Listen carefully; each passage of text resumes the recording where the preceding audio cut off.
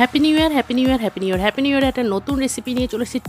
Tasty recipe, একদিন খেলে আপনি মানে ভুলবেনই না। আর খুব সহজে সরলভাবে বানানো যাবে এই টেস্টি রেসিপিটা। তো দেখে নিন কী করছি। এখানে আমি চিকেনে বাটার, গোলমরিচ আর কাঁচা লঙ্কা আর লবণ দিয়ে ভালো করে বয়েল করে নিয়েছি। একদম বয়েল যেটাকে বলে, বাটারের পরিমাণটা একটু বেশি দেবেন, তাতে একটু টেস্টটা বেশি হবে। আর এদিকে আমি লাচ্চা পরোটার মতন করে বড় করে মোটা পরোটা বেলে নেব। আর যেটা করব, এই পরোটাটা আমি ঠিক একই সাইজে কাটার জন্যে এখানে আমি বাটি রেখে দিয়েছি একটা সাইডে। দেখছেন, ওই বাটিটা দিয়ে সমান মাপের কেটে নেব। তো বেলতে একটু অসুবিধা হচ্ছে, কারণ একদম লাচ্ছা পরোটার মতন করে এটাকে আমি বানাচ্ছি।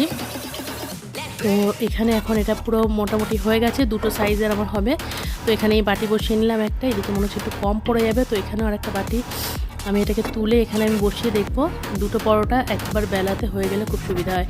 তো ঠিক এই একই সাইজের, আমি প্রমাণ সাইজের করার জন্য আমি একটা বাটি নিয়েছি। তো নেক্সট আবার আমি ওইভাবে বেলে নেব পরোটাটা।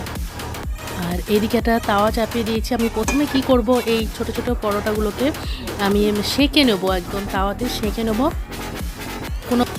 একদমই সেঁকে নেবো, ভাজাভাজি কিছু না, যাতে দুটো পিঠে একদম রুটির মতন শাঁকা হয়ে যায় সুন্দরভাবে।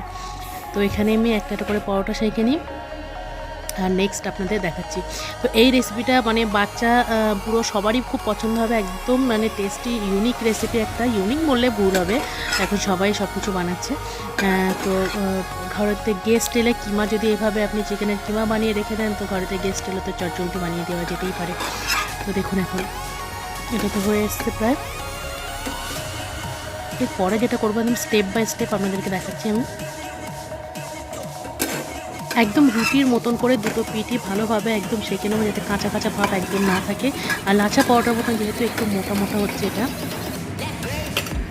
তো এখানে এগুলো আমার সেঁকা হচ্ছে। আর আমি এদিকে যেটা করছি, যে এতে মেয়োনিজ আর টমেটো সস একসাথে মিক্স করে এর মধ্যে আমি লাগিয়ে দিচ্ছি। সেঁকা হয়ে গেছে যে পরোটাগুলো, তার মধ্যে ভালো করে মাখিয়ে ওতে আমি দিয়ে দেবো অরিগানো। পিৎজার যে অরিগানোগুলো পাওয়া যায়, চিলি ফ্লেক্স পাওয়া যায়, যে একটা মিশ্রণ আমার কাছে কেনা আছে, আমি ওটাই দিয়ে দেবো। তো এই পিৎজা মিক্সটা আমি এখানে দিয়ে দিচ্ছি, এর ফলে টেস্টটা আর একটু সুন্দর আসে।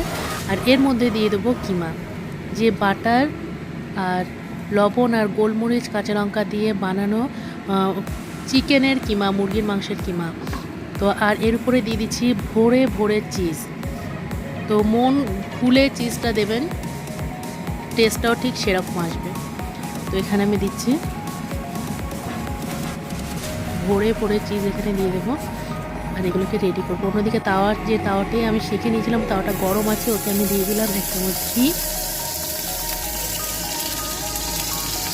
ঘিটা একদম দেওয়ার সাথে গলে গেছে। এবারে এর মধ্যে এই পুর ভরে রাখা পরোটাগুলোকে আমি ভরে দিচ্ছি। এটা কিন্তু ঠিক যে পরোটা আমরা পুর ভরা পরোটা করি সেই ধরনের না, এটা একটু প্যাটিস টাইপের দেখতে। দুটো আমার রেডি হয়ে গেছে, দুটো আমি এখানে দিয়ে দিলাম, বাকিটা রেডি করি। তো খুব টেস্টি আর ইজি রেসিপি। এই উপকরণগুলো আপনার ঘরে যদি থাকে তো ইজিলি বানিয়ে নিতে পারবেন, একদম ইজিলি। আর বাচ্চা থেকে বুড়ো প্রত্যেকের পছন্দ হবে, সকালের নাস্তা হোক বা সন্ধ্যার নাস্তা হোক, এটা কিন্তু খুবই টেস্টি একটা খাবার।